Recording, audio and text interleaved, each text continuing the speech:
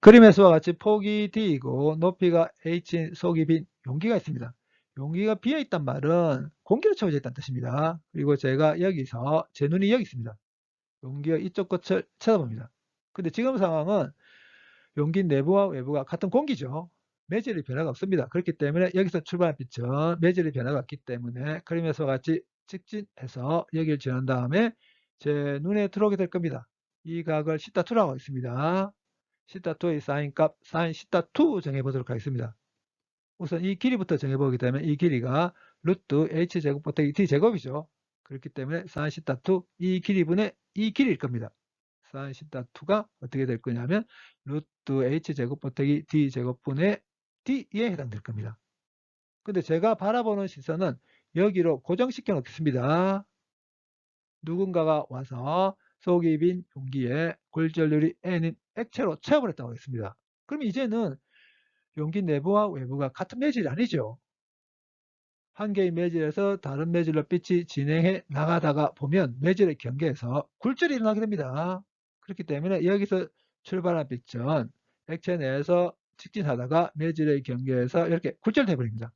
제 눈은 여기 있습니다. 시선을 고정시켰다고 했습니다. 이 빛은 더 이상 제 눈에 들어오지 않겠죠. 근데 용기 바닥의 딱 가운데에 동전이 하나 있습니다. 이 동전에서 출발한 빛이 액체 내에서 이렇게 직진하다가 매질의 경계에서 굴절돼서 제 눈에 들어왔다면 용기 폭 D와 용기 높이 H 이 두 개의 비를 액체의 굴절률의 함수로 표기하기 해보도록 하겠습니다. 그럼 용기 바닥의 딱 가운데에 있는 동기에서 출발한 빛이 매질의 경계에서 굴절돼서 제 눈에 들어왔다면 이 녀석이 입사광선이죠. 그리고 이 각이 입사각입니다. 그 다음에 이게 굴절광선이죠. 그리고 이게 굴절각일 겁니다. 근데 이 각이 θ2면 요 각도 θ2입니다. 근데 이 각이 θ2면 요 각도 θ2입니다. 근데 sin θ2가 어떻게 되는지 알고 있죠.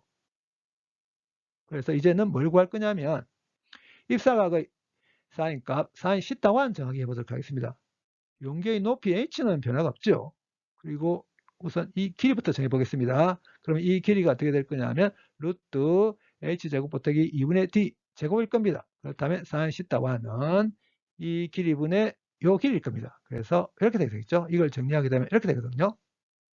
한 개의 매질에서 다른 매질로 빛이 진행해 나가다 보게 되면 매질의 경계에서 굴절이 일어나게 되는데 입사각의 사인 값과 그 다음에 입사광선이 움직이고 있는 매질의 굴절률 곱한 거, 그 다음에 굴절각의 사인값과 굴절광선이 움직이고 있는 매질의 굴절률 곱한 게 같죠. 이게 굴절 법칙이죠. 근데 입사광선이 굴절률이 n인 액체 내에서 움직이고 있습니다. 그래서 n1을 n으로 바꿔버리겠습니다. 그 다음에 sin θ1이 어떻게 되는지 알고 있죠.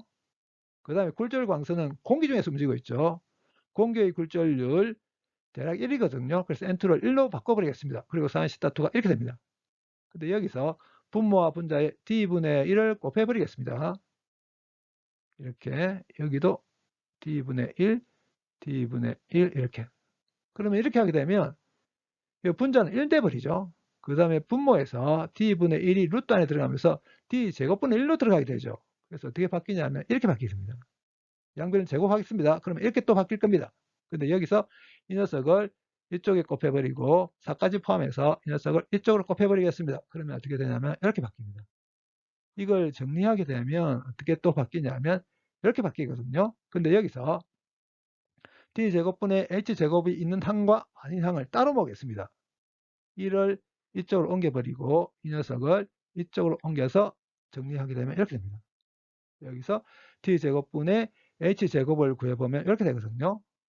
우리가 지금 구하려고 하는 d와 h의 b, d분의 h가 굴절률의 함수로 어떻게 되냐면 이렇게 됩니다.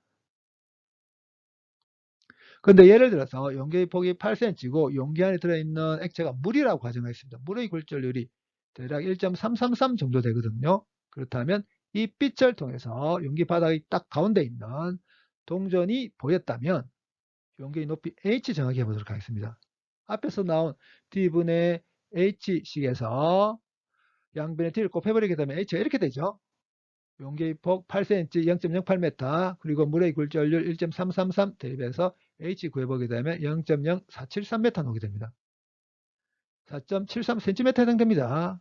근데 용기가 비어 있다면, 공기로 채워져 있다면 이 빛을 통해서 용기 바닥이 가운데 있는 동전을 보고 싶습니다. 물론 당연히 위에서 내려다보면 보이겠죠. 그런데 이게 아니라 이 빛을 통해서 보려고 합니다. 근데 용기가 공기로 채워져 있다면 이 빛의 출발지가 어디냐면 바로 여기죠. 그렇기 때문에 용기가 공기로 채워졌을 경우에 이 빛을 통해서 용기 바닥 가운데 있는 동전을 보기 위해서는 이 높이 h가 얼마가 돼야 되냐면 0이 돼야 될 겁니다. 그래서 실제로 이 식이 그걸 만족시키는 걸 확인해 보도록 하겠습니다. 용기에 공기가 채워져 있다면 공기의 굴절 1이죠. 그래서 1 대입해 버리겠습니다. 그러면 h 0 되게 되죠. 예상했던 것처럼 나오게 됩니다. 그 다음에 용기 안에 있는 액체의 굴절률이 2라고 가정해 버리겠습니다.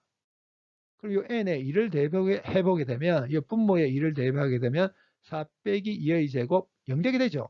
분모가 0이 되게 되니까 굴절률이 2가 되어버리게 되면 h가 무한대가 되게 될 겁니다. 이게 뭘 뜻하냐면 이 빛을 통해서 용기 바닥의 가운데 있는 동전을 보려고 하는데 액체의 굴절률이 2 이상이 되어버리게 되면 동전을 볼 수가 없다는 걸 뜻합니다. 무한히 높은 용기를 만들 수가 없거든요.